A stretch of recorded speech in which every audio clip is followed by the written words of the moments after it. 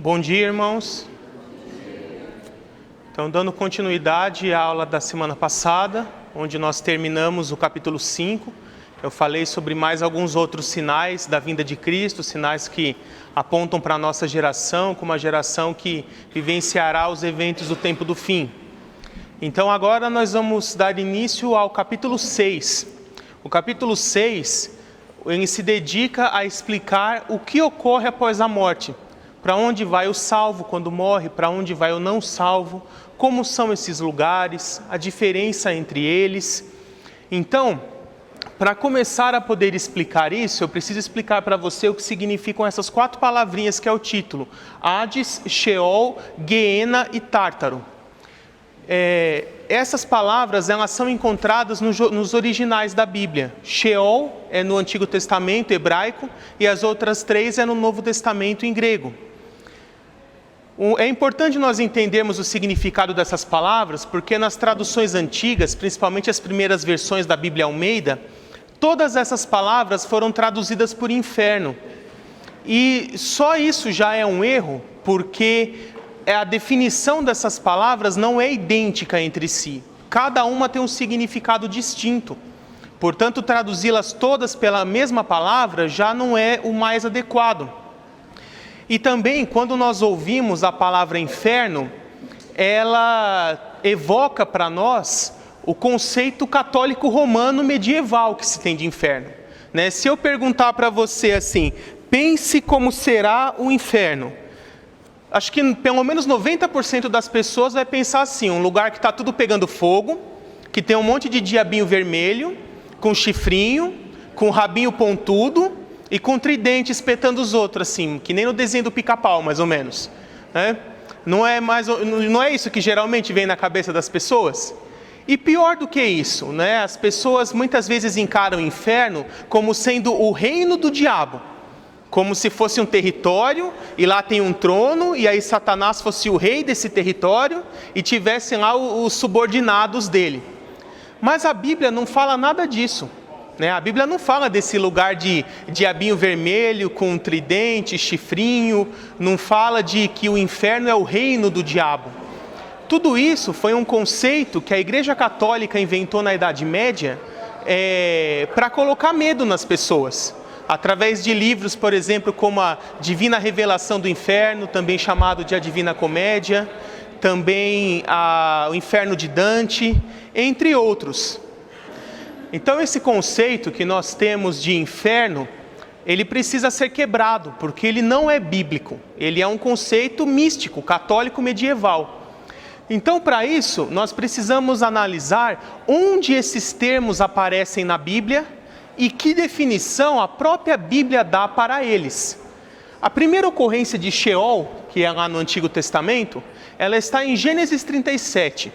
É aquele momento onde Jacó recebe a capa ensanguentada de José, e os irmãos dele dizem que supostamente ele teria sido devorado por um animal, por uma fera.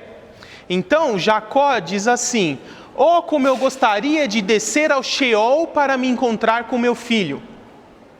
Agora vamos imaginar o que a tradução antiga fez, traduziu por inferno. Então Jacó diz: "Oh, como eu queria descer para o inferno para me encontrar com meu filho."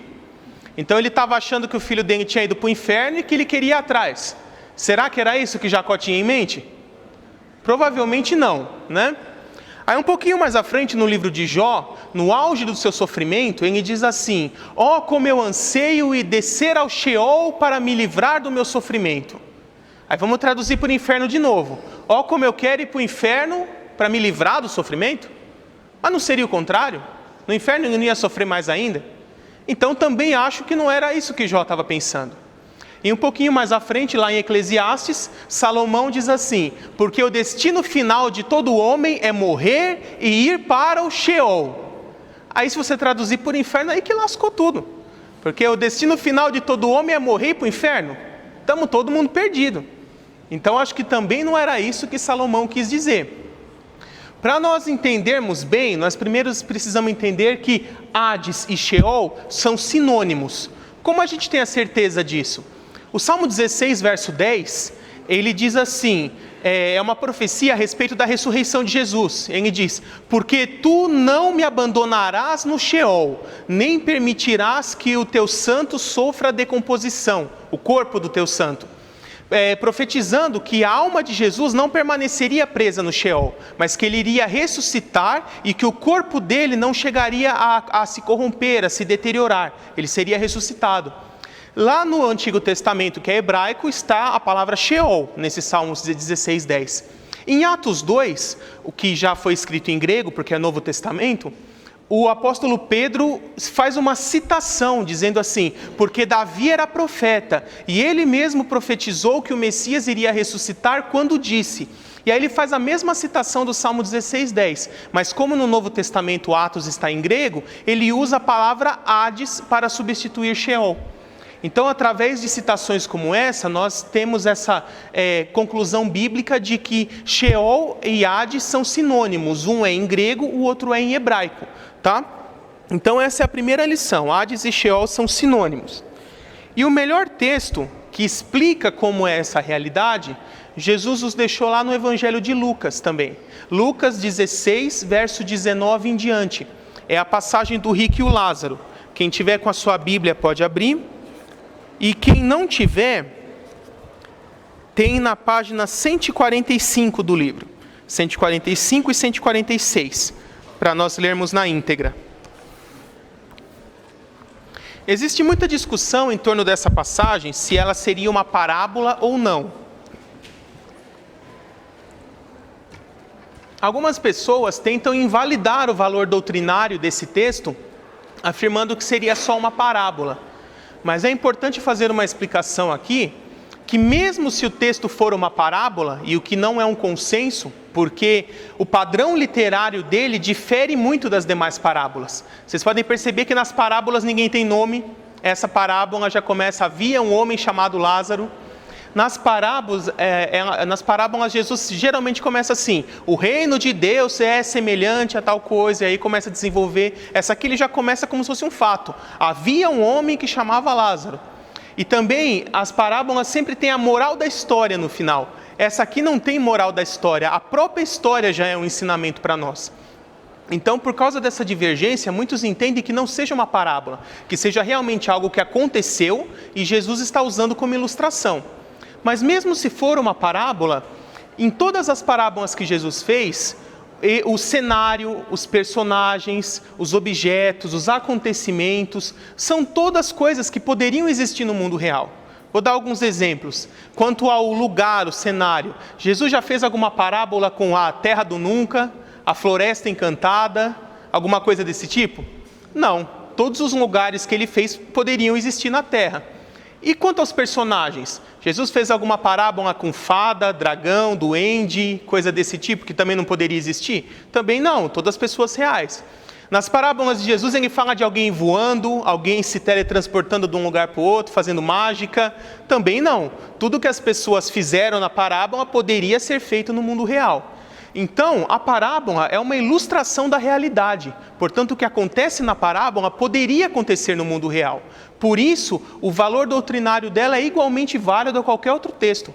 Esse negócio de parábola não serve para embasar a doutrina, é um argumento fraco das pessoas que rejeitam aquela doutrina e querem usar isso para tentar denegrir ela. Mas isso não se aplica biblicamente, ok? Então vamos ler lá o texto. Lucas 16, verso 19 em diante, diz assim: Havia um homem rico que se vestia de púrpura e de linho fino, e vivia no luxo todos os dias. Diante de seu portão fora deixado um mendigo chamado Lázaro, coberto de chagas. Chegou o dia que o mendigo morreu, e os anjos o levaram para junto de Abraão. Na tradução Almeida está para o seio de Abraão, nesse texto. O rico também morreu e foi sepultado. Agora olha como começa outro verso. No Hades. Aqui geralmente na Almeida está escrito inferno, tá? Mas o original é Hades. Onde estava sendo atormentado, ele olhou para cima e viu Abraão de longe junto com Lázaro ao seu lado. E então chamou: Pai Abraão, tem misericórdia de mim e manda que Lázaro molhe a ponta do dedo na água e refresque a minha língua, porque estou sofrendo muito neste fogo. Mas Abraão respondeu: Filho, lembre-se que durante a sua vida você recebeu coisas boas, enquanto que Lázaro recebeu coisas más. Agora, porém, ele está sendo consolado aqui e você está em sofrimento. E além disso, entre vocês e nós, há um grande abismo, de forma que os que desejam passar do nosso lado para o seu, ou do seu lado para o nosso, não conseguem. Ele respondeu: Então te suplico, pai, manda Lázaro ir à casa de meu pai, pois tenho 5 irmãos. Deixa que ele os avise, a fim de que eles não venham também para este lugar de tormento. Abraão respondeu: Eles têm a Moisés e aos profetas, que os ouçam. Não, pai Abraão, disse ele, mas se alguém dentre os mortos fosse até eles, eles se arrependeriam. Abraão respondeu: Se não ouvem a Moisés e aos profetas, tampouco se deixarão convencer, ainda que ressuscite alguém dentre os mortos. No livro aqui eu exemplifiquei 8 valores que esse texto nos passa. Então eu fiz um desenho aqui para ilustrar melhor. Eu preciso confessar aos irmãos que eu adorei esse desenho. Esse Abraão Stickman aqui, com essa barbinha, ficou muito legal. É bom para descontrair, porque esse assunto é um assunto um pouco pesado, né? Então eu coloco de uma forma mais alegre. Então aqui o texto nos diz que havia um homem rico, que morreu e foi para um lugar chamado Hades, um lugar de tormento, um lugar de sofrimento. Também diz que o rico, o Lázaro, que era um mendigo, morreu e foi para um lugar de alegria, de descanso, chamado de seio de Abraão, ou Jesus mais à frente, lá em Lucas 23, vai chamar de paraíso, esse lugar. E ele estava aqui junto com Abraão. Então, Abraão, Lázaro e o rico.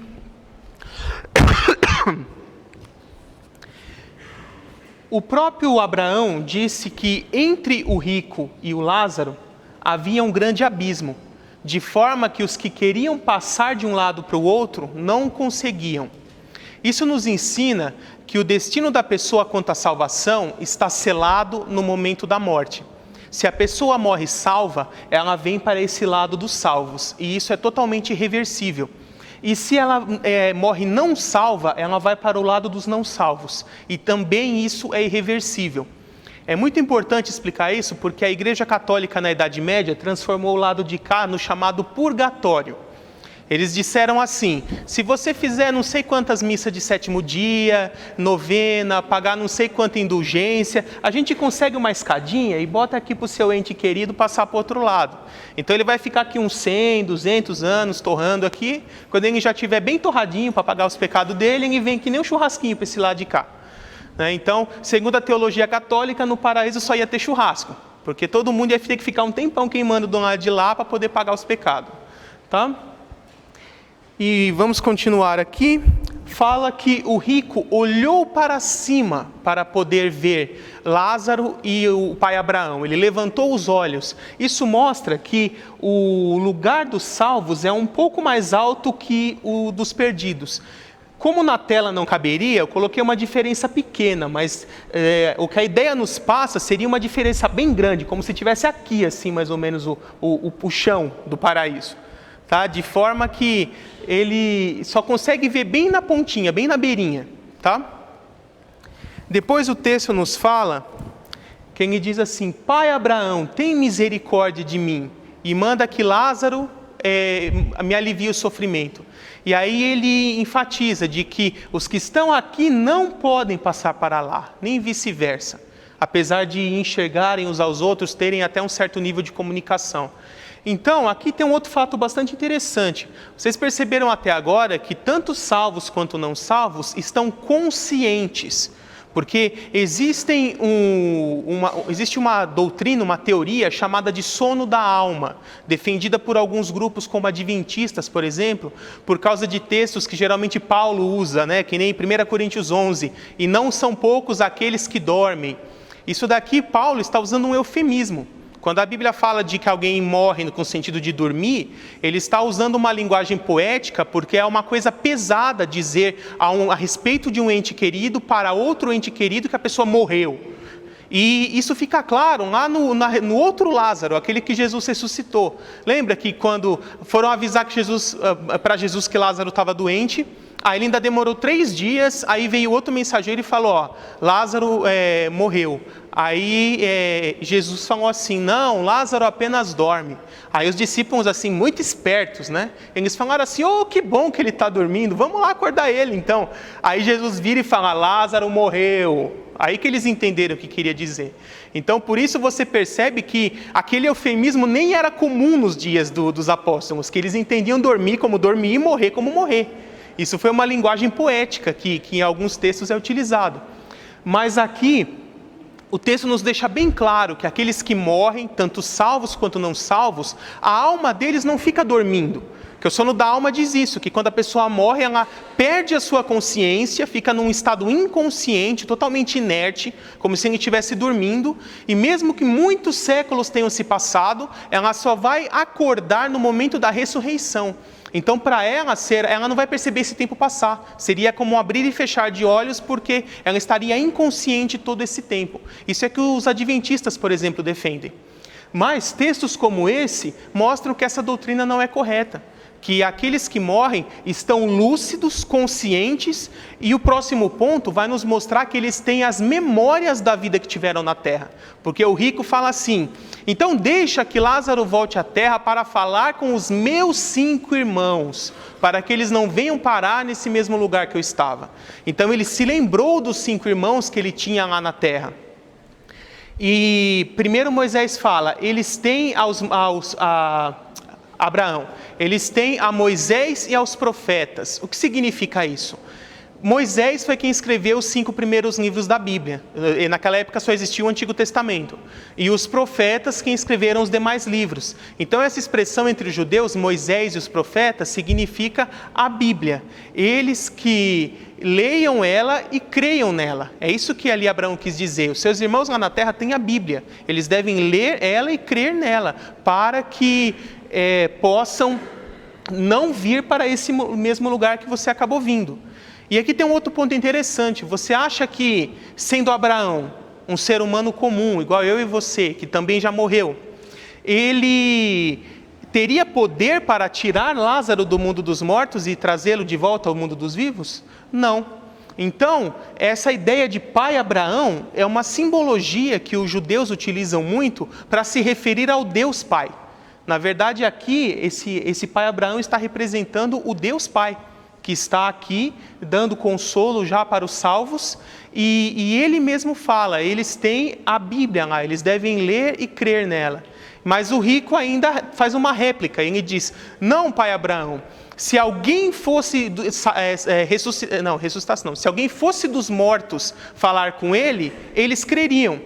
Perceba que o rico não pediu para alguém ressuscitar, pediu só para que alguém dos mortos fosse até ele. Mas olha que o pai Abraão, que simboliza Deus, responde no final. Se eles não ouvem a Moisés e os profetas, ou seja, a Bíblia, não creriam ainda que ressuscitasse alguém dentre os mortos. O rico não pediu para ressuscitar ninguém, mas o Deus ali, que é o pai Abraão, já deixou bem claro que a única forma de sair desse lugar é ressuscitando, é por meio da ressurreição. Então, nesse lugar, nessa dimensão espiritual, que podemos chamar de mundo dos mortos, todos os mortos, tanto salvos quanto não salvos, estão completamente incomunicáveis com o mundo dos vivos. Eles estão retidos nesse lugar, aguardando o dia da ressurreição. Então esse texto também é muito bom para destruir aquela doutrina espírita, doutrina kardecista, de que seria possível invocar os mortos e se comunicar com eles. Isso não existe. Todos os mortos estão retidos ou no paraíso ou no Hades. E ali permanecerão incomunicáveis até o dia da ressurreição. Então, quem supostamente aparece ali na mesa branca para conversar? São demônios, irmãos. São demônios que acompanharam a vida daquela pessoa e se fazem passar por ela. E depois eles vão, através de doutrinas, conduzir a vida dessa pessoa para que ele se afaste cada vez mais de Deus e tenha um fim de destruição. Esse é o objetivo dos demônios. O inimigo vem para matar, roubar e destruir. Ele é pai da mentira, ele é enganador desde o início, né? O João nos fala. Aqueles que estão mortos, eles então veem o seu passado? Não, eles lembram.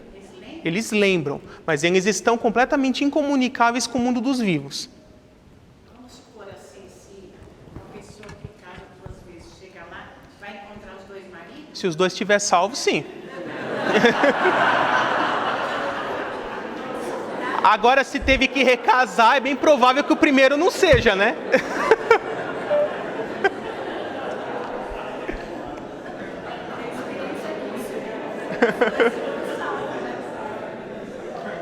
Inclusive, um saduceu, né, que era um grupo do judaísmo que não cria na ressurreição, usou um argumento semelhante a esse em Mateus 22.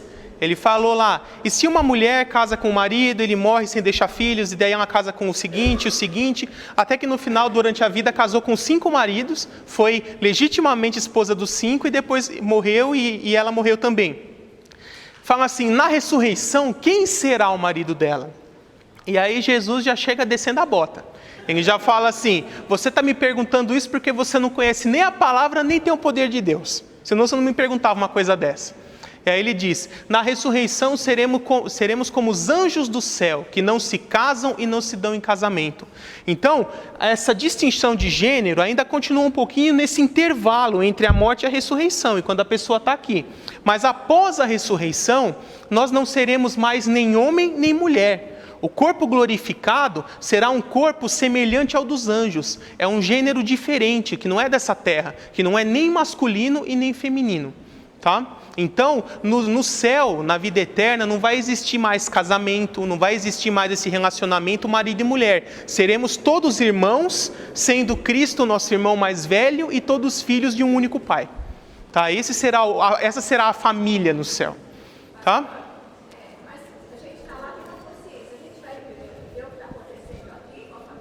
Não.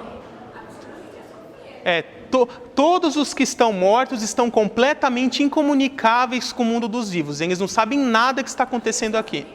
Você lembra do que aconteceu durante a vida que teve aqui na Terra? A partir do momento que a pessoa morre, ela corta completamente a comunicação com esse mundo. Tá?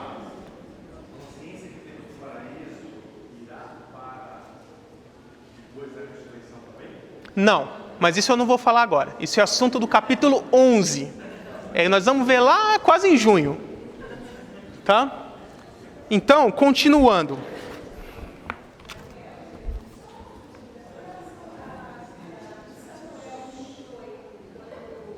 Onde Saul vai lá invocar Samuel? Tá. O texto diz que a mulher, aquela feiticeira, entra em transe. E aí ela diz que está vendo um homem com vestes brancas subindo do abismo. Então, primeiro, a gente não tem nem como saber se é verdade, porque é ela que está dizendo. Ninguém viu uma coisa sobrenatural, ela ficou relatando. E aí o texto diz assim, então Saul, entendendo que fosse Samuel, começou a conversar. Então, o texto deixa bem claro, quando a mulher começa a falar que estava vendo alguma coisa, então o Saul achou que fosse Samuel e começou a conversar. Mas em nenhum momento a Bíblia diz que era Samuel. Porque se você pegar lá Deuteronômio 18, a Bíblia é bem claro, diz que necromancia é abominação perante o Senhor e que era estritamente proibido de fazer sob pena de morte. Tá? Então ali era um demônio se passando por Samuel, mas não era o Samuel de verdade. Só que Saul pensou que fosse Samuel, ele foi enganado. Tá?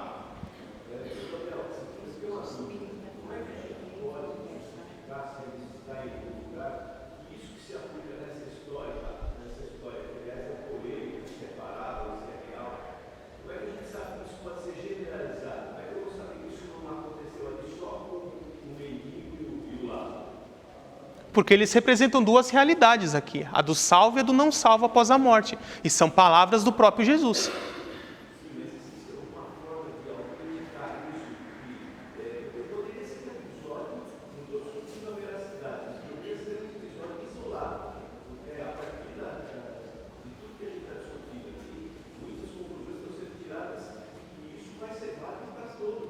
Sim. Mas isso se aplica para todas as parábolas, irmão, todos os ensinos de Jesus. Por exemplo, seria a mesma coisa de dizer que a palavra do bom samaritano se aplica só ao judeu e ao samaritano. A qualquer outro povo que tivesse uma rixa não vale. Ou que a parábola dos 10 talentos se aplicariam só àquelas 3 pessoas e não aos demais cristãos. E assim por diante. Todas as palavras de Jesus são ensinos generalizados.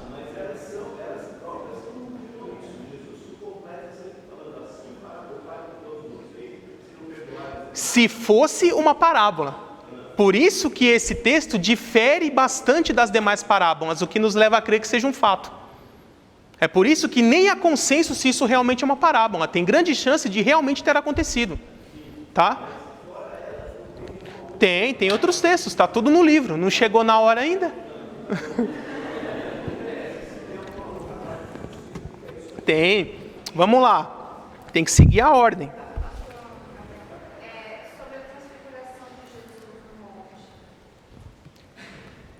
Capítulo 9.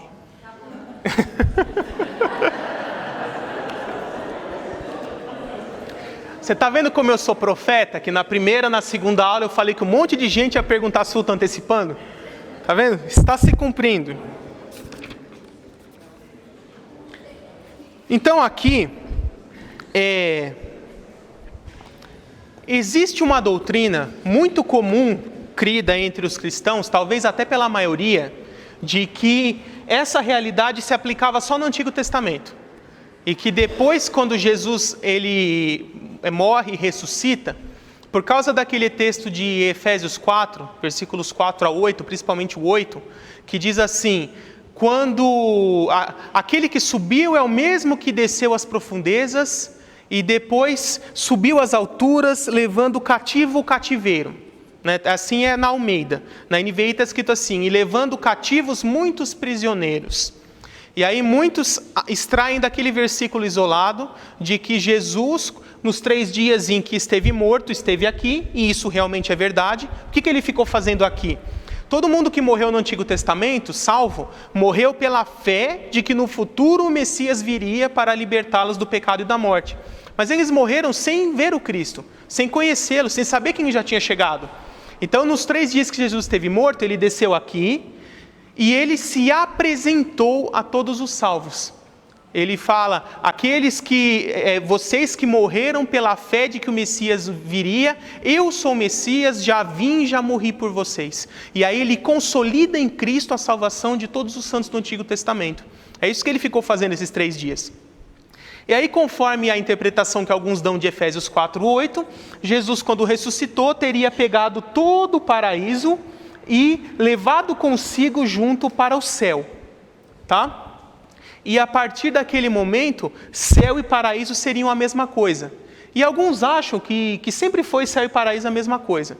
Mas vamos ver o que a Bíblia fala a respeito disso. Se você for lá em Lucas 23, versículos 42 e 43... Jesus ele fala lá na cruz ao ladrão que se arrependeu: em verdade te digo que ainda hoje estarás comigo no...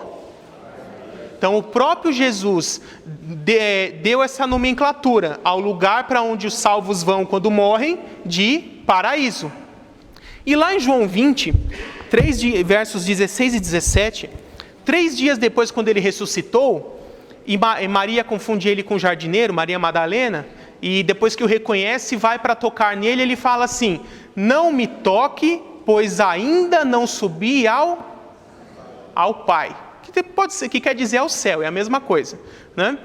Então, se céu e paraíso fossem o mesmo lugar, olha essa contradição. Como é que no dia que morre, Jesus fala assim: ainda hoje você estará comigo lá no paraíso, ou seja, eu vou estar lá também junto com você. 3 dias depois, quando ele ressuscita, ele fala assim: ainda não foi para o céu? Então, o único jeito de entender isso é que o próprio Jesus já está afirmando que céu e paraíso não são o mesmo lugar, porque de fato não são.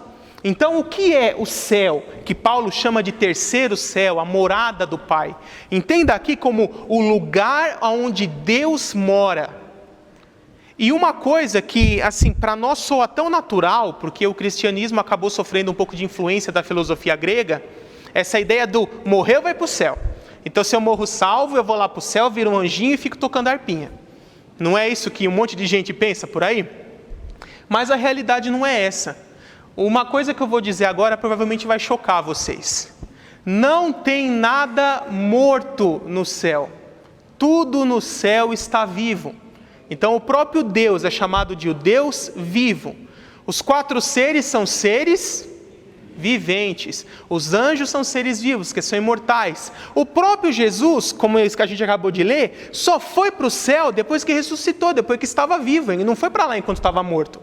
Então, por que deveria haver um monte de alma de gente morta no céu, se tudo no céu é vivo? Já pararam para pensar nisso? Mas a gente tem essa ideia que veio da filosofia grega, do morreu vai para o céu. Você vira um fantasminha, não, só a alma, e você fica lá tocando harpinha no céu. Mas não é nada disso, irmãos. O plano de Deus para a humanidade não é só nos livrar da condenação eterna, é nos restaurar como um todo nas 3 esferas que o ser humano tem. O ser humano é formado de corpo, alma e espírito. Então, no dia que você entrega a sua vida para Jesus, você passa de espiritualmente morto para espiritualmente vivo. O seu espírito é vivificado e você recebe o Espírito Santo para morar dentro de si. Naquele momento, se você morrer, você já não está mais perdido. Mas até aquele momento, você está salvo só espiritualmente falando. Depois, durante o decorrer da sua vida, Deus vai trabalhando em você, o Espírito Santo vai te transformando, moldando o seu caráter, deixando você cada vez mais parecido com o caráter de Cristo, até o momento da sua morte. Mas na ressurreição, você receberá a mente de Cristo, que é uma mente glorificada, sem pecado, totalmente redimida. E mais que isso, receberá o corpo glorificado, um corpo imortal, indestrutível, semelhante ao que Cristo recebeu após a ressurreição dele. E aí sim estaremos plenamente redimidos em corpo, alma e espírito. Então, esse estágio aqui entre a morte e a ressurreição, o ser humano está incompleto. Porque quando a pessoa morre, o espírito, que é o fôlego de vida, volta para Deus que o criou, como a própria Bíblia diz. A alma vem para o mundo dos mortos, seja o salvo ou não salvo.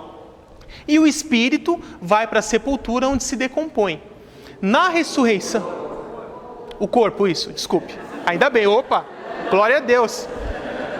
O corpo. E na ressurreição, o que Deus fará? Ele vai pegar essa almazinha que está aqui, gerar um corpo glorificado, inserir a alma dessa pessoa nesse corpo glorificado e soprar novamente o seu espírito, o seu fôlego de vida para dar vida novamente a essa pessoa. E nesse corpo glorificado a pessoa se tornará imortal, nunca mais morrerá, como o próprio Cristo após a ressurreição. Então perceba que a pessoa só vai para o céu de verdade, a ideia completa de redenção, quando ela voltar a ser um ser humano completo, glorificado e sem pecado. Quando isso ocorrerá? É só após a ressurreição. É por isso que a gente só vai para o céu de verdade quando ocorrer a primeira ressurreição, que é a dos salvos. A primeira etapa dela se dará com o arrebatamento, conforme está escrito lá em 1 Tessalonicenses 4, 16 e 17. Ao soar da trombeta de Deus, os mortos em Cristo ressuscitarão, depois nós, os que estivermos vivos, seremos arrebatados junto com eles. E 1 Coríntios 15, versos 50 a 52, diz que nesse momento seremos transformados para uma natureza imortal e glorificada. E a continuação de 1 Tessalonicenses 4, e então estaremos para sempre com o Senhor. Então, a partir de que momento estaremos para sempre com o Senhor? A partir da ressurreição. Essa é outra história. Eu estou falando da ressurreição dos mortos em Cristo, que é o que 1 Tessalonicenses diz. Os santos do Antigo Testamento só vão ressuscitar no fim da tribulação, junto com os mártires mortos da tribulação. Tá? E adivinha que capítulo eu vou falar isso? O 9, é lógico.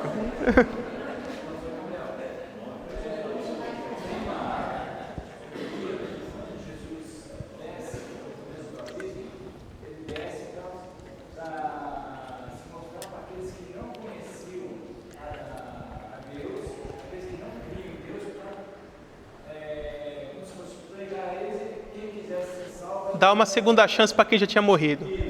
Tá, por causa do texto de Pedro lá, 2 Pedro 3, 19 e 20, é o que ele fala isso. Não se aplica. Não se aplica porque desde Adão e Eva, a humanidade recebeu uma promessa de que no futuro viria o Redentor libertá-los do pecado e da morte. Isso eu falei na primeira aula, que era como se dava a salvação no Antigo Testamento. Então, desde Adão e Eva, toda a descendência dele, eles tinham a opção de crer nessa promessa, viver pela fé baseado nessa promessa e ser salvo pela fé. Ou rejeitar e se esquecer dessa promessa e viver como se Deus não existe. Então, o critério de salvação em todo o Antigo Testamento era a esperança messiânica. Era crer na vinda futura do Messias ou não. Então, esse negócio de morrer sem saber, sem conhecer Deus, não existe. E Paulo vai deixar muito claro isso em Romanos 1. Você lê o capítulo inteiro 1 de Romanos, ele fala lá que todo aquele que contempla a natureza, a criação, de uma forma isenta e idônea, vai chegar à conclusão de que existe um Deus Criador. Se essa pessoa manifesta desejo em seu coração de conhecer esse Criador e se relacionar com Ele, Deus provê os meios para se revelar a essa pessoa, através de até sonhos, visões, mandando mensageiros, mandando missionários. Então, todas as pessoas que não creram na verdade, é porque anteriormente já elas se recusaram a crer na verdade para crer na mentira. E o próprio texto de Romanos 1 fala, aquele que se recusa a crer na existência do Criador, começa a fazer imagens e adoram imagens de animais, de pessoas, de coisas que estão no céu, na terra e por aí vai. Então esse negócio de morreu inocente porque não sabia de nada, aos olhos de Deus não existe. Porque além da promessa do Redentor lá atrás, a criação já é uma prova da existência de Deus. E todo aquele que observá-la de forma honesta vai chegar a essa conclusão. Tá? É o que Romanos 1 nos diz. Oi.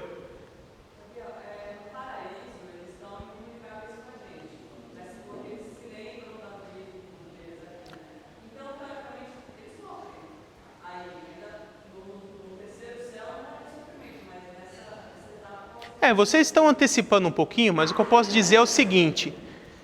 Isaías 65, 17 diz assim, pois vejam, criarei novos céus e nova terra, e todas as coisas não serão lembradas, jamais virão à mente. Então, a Bíblia nos deixa claro que quando Deus criar os novos céus e nova terra, Ele vai apagar as memórias de todos os salvos, vai fechar a conta e passar a régua e começar de novo. Então, nenhum salvo vai ter nenhuma memória da vida que teve na terra, e por isso não haverá mais essa tristeza. Mas esse é um período intermediário. Nesse período intermediário entre a morte e a ressurreição, ainda estão sujeitos a algumas coisas. E foi bom esse texto essa ideia que você perguntou, porque o próximo texto que eu vou falar, ele mostra justamente isso. Apocalipse 6, verso 9 e 10, 9 a 11, é um texto que ocorrerá durante a tribulação. A tribulação começa, o anticristo domina o mundo, os mortos são... os cristãos, os salvos, começam a ser mortos. E aí, olha o que acontece quando é aberto o quinto selo, que seria aproximadamente o quinto ano do 7 de tribulação. Ele diz assim, quando ele abriu o quinto selo, aqui então imagina, Jesus está aqui no terceiro céu, morada de Deus, tem um altar como se fosse uma mesa grandona, e aí Jesus está na frente desse altar. Olha o que vai acontecer.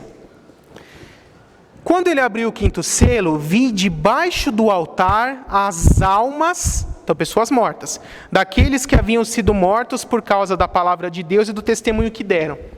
Então a ideia é o seguinte, imagina que esse altar tem uma grande tampa de pedra, e essa tampa é removida, e tem uma abertura na laje. Imagina como se o céu fosse a laje de um pavimento maior, de um prédio, a parte de cima. Então eles tiram a tampa e você vê um buraco na laje, onde você consegue ver o andar de baixo. Onde é esse andar de baixo? É o paraíso. É por isso que eu coloquei ele certinho embaixo do céu. Então, ele está em até certo nível comunicado com o céu, próximo, mas não é exatamente o mesmo lugar. Eu costumo até comparar com o Palácio do Governador. Você visitar lá o Palácio do Governador, vai ter o hall a parte externa, o pátio, depois o hall de entrada, algumas salas. Aí você fala assim, visitei o Palácio do Governador. Você foi lá na sala do governador, onde ele faz as reuniões? Não, eu fui lá no pátio, fui lá no hall de entrada. Então, a dimensão celeste, ela também tem alguns compartimentos, assim, ela é bem grande. E esse compartimento mais exterior, a parte de baixo, digamos assim, é o paraíso. E a parte mais alta, que é realmente o lugar onde Deus mora, o salão do trono, eu posso dizer assim, é essa parte aqui de cima. Mas se Deus quiser estabelecer uma comunicação, Ele pode fazer isso, como Ele fez aqui. Olha o que acontece então. Ele tira essa tampa da laje, olha lá no andar de baixo as almas dos salvos que foram mortos durante a tribulação. E aí ele continua dizendo: eles clamavam em alta voz: até quando, ó soberano, santo e verdadeiro, esperarás para julgar os habitantes da terra e vingar o nosso sangue? Então, cada um deles recebeu uma veste branca, e lhe foi dito que esperassem um pouco mais até que se completassem o número dos seus conservos e irmãos que deveriam ser mortos com eles. Então, o que Jesus falou? Falou assim, calma aí, vocês estão todos salvos, peguem aqui as vestes brancas para confirmar que vocês estão salvos, e vocês ainda têm que aguardar, esperar morrer todos os salvos que ainda têm que morrer durante a tribulação, porque eu não vou ressuscitar picadinho. Em outras palavras, é isso. Eu vou deixar para ressuscitar todo mundo de uma vez. E aí, quando a gente vai lá em Apocalipse 20, depois que Jesus volta e destrói o anticristo, encerra a tribulação, ele ressuscita esses mortos. Verso 4 em diante. Vi tronos em que assentaram aqueles que havia sido dada autoridade para julgar. Vi as almas dos que foram decapitadas por causa do testemunho de Jesus e da palavra de Deus. Eles não tinham adorado uma besta, nem a sua imagem, e não tinham recebido sua marca na testa nem nas mãos. Eles ressuscitaram e reinaram com Cristo durante os 1000 anos. São aqueles mesmos lá de Apocalipse 6, só que agora aqui já é o momento deles ressuscitar, depois que a tribulação acabou. Então perceba que essas pessoas, embora não estejam de fato no céu, céuzão mesmo assim, eles podem até conversar com Jesus. Jesus abre ali a portinha, eles conversam, Jesus fala, espera mais um pouquinho aí. Então, eles estão com Cristo, não num nível tão próximo, mas estão com Cristo, E tem essa interatividade com Ele, tá? Então, quando que o salvo vai para o céu? Após a ressurreição. A primeira ressurreição é a dos salvos. E o perdido, o que ele vai ficar fazendo lá? Já é um lugar de agonia e de sofrimento, da mesma forma que aqui já é um lugar de alegria e de descanso. Então o paraíso é uma prévia de como será o céu. E o Hades é uma prévia de como será o lago de fogo. O lago de fogo é o verdadeiro inferno. Mas quando ele será inaugurado, sabe quem vão ser os primeiros a inaugurar? Ir lá na cerimônia de cortar a fitinha? O Lula? Não. Só se fosse superfaturado. Aí ia faltar fogo. Então, irmãos, no final da tribulação, quando Jesus voltar, ele vai pegar o anticristo e o falso profeta e lançá-los vivos no lago de fogo. Apocalipse 19, verso 20. Eles serão os primeiros a serem jogados lá. E depois passará todo o milênio, depois do milênio que ocorrerá a segunda ressurreição, que é só de não salvos, para todos os não salvos ressuscitarem, comparecerem perante o grande trono branco de Deus, que é o julgamento final, esse é o juízo final de verdade. Todos eles serão julgados para que a justiça de Deus se cumpra, serão condenados e lançados no lago de fogo. E essa é a perdição eterna. Eu vou explicar esse evento direitinho no capítulo 11 do livro, penúltimo capítulo, mas aqui eu já estou antecipando quando essa condição temporária dos não salvos será finalizada, tá? Então, estão em sofrimento, em agonia, em tormento.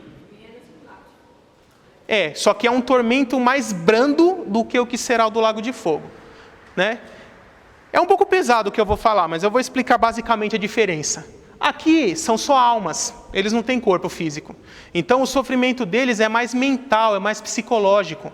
É mais assim um grande remorso de saber que eles rejeitaram a Deus, estão perdidos e nada pode ser feito para mudar isso. Mas eles não têm um sofrimento físico. Mas, após a ressurreição, ressuscitar implica em receber corpo.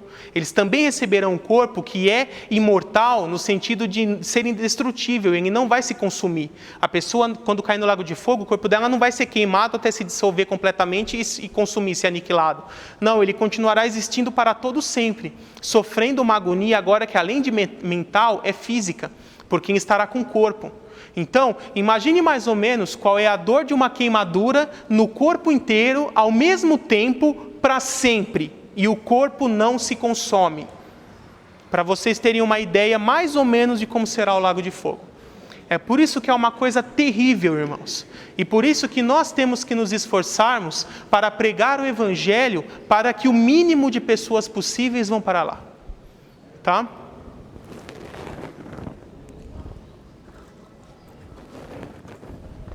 Então, recapitulando um pouquinho. Paraíso, lugar onde os salvos vão quando morrem, também chamado seio de Abraão. O lugar onde os não salvos vão, você pode só chamar de Hades ou Sheol, que é uma denominação mais genérica, que é onde os não salvos vão quando morrem, aguardando a ressurreição também para juízo. Quando ocorrer a primeira ressurreição, que com o seu início no arrebatamento, os salvos ressuscitarão, receberão um corpo glorificado e poderão habitar no céu, o terceiro céu, morada de Deus. E depois do milênio ocorrerá a segunda ressurreição, onde os não salvos ressuscitarão para serem julgados, condenados e lançados no lago de fogo. Então, o destino de perdição eterno do não salvo é o lago de fogo, e o do salvo é inicialmente aqui, mas depois na eternidade haverá novos céus e nova terra, e aí fica um pouco complexo para explicar agora, tá? Sobre o que foi passado, tem alguma dúvida?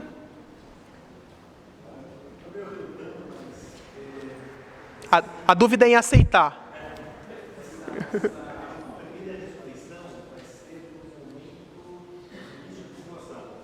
Logo antes do início, a primeira etapa dela. 1 Coríntios 15 fala que a ressurreição tem 3 etapas, a primeira ressurreição. Diz assim, Cristo é a primícia da ressurreição, então ele foi o primeiro ser humano a ressuscitar com o corpo glorificado. E aí fala assim, Cristo é as primícias, depois os que são dele na sua vinda. E aí essa vinda se divide em 2 etapas. A primeira é o arrebatamento, só para a igreja, e a segunda é no fim da tribulação, onde vai ressuscitar os santos do Antigo Testamento e mais os mártires que morreram durante a tribulação. Tá? Então aí quando Jesus Cristo voltar no fim da tribulação, ressuscitando os santos do Antigo Testamento e os da tribulação, Apocalipse 20 vai dizer, esta é a primeira ressurreição, ou seja, nesse momento ela já se completou, está completa. Felizes e santos os que participam da primeira ressurreição, pois não tem poder sobre eles a segunda morte, que é o castigo do ímpio. Segunda morte é ser lançado no lago de fogo. E aí fala, eles serão sacerdotes de Deus e de Cristo e reinarão com ele pelos 1000 anos. Então, o prêmio dos salvos, além de ressuscitar, ter vida eterna, ser glorificado, é poder reinar com Cristo durante os 1000 anos. Isso eu vou falar um pouquinho melhor no capítulo 7, quando eu estiver falando de galardão. Eu vou falar um pouquinho no 7 e um pouquinho no 10. Tá? Só para não ficar sem comentário, esse abismo que eu chamei de Tártaro, existem alguns textos, no livro você vai ter os textos certinho, Judas, Pedro, tem Apocalipse também, que nos dão a entender que dentre todos aqueles anjos, 1/3 dos anjos que se rebelaram contra Deus, Deus pegou uma parte desses rebeldes, talvez porque eles eram os mais perigosos ou os mais poderosos no sentido de poder destrutivo, e os aprisionou numa cadeia eterna chamada de Tártaro, que é o abismo do Hades. E Deus não permitiu que eles ficassem soltos pelo mundo igual os demais demônios. E por quê? Quando mostra lá em Apocalipse, quando é aberta a 5ª trombeta, tocada, fala que Deus permite um anjo que abra esse abismo e solte temporariamente esses demônios que são descritos como parecidos com gafanhotos ali no texto, e que eles causam grande destruição sobre a terra. Então dá a entender que dentre os demônios, aqueles de alta periculosidade, Deus prendeu eles nessa cadeia eterna, porque se eles ficassem soltos, eles iam destruir a terra.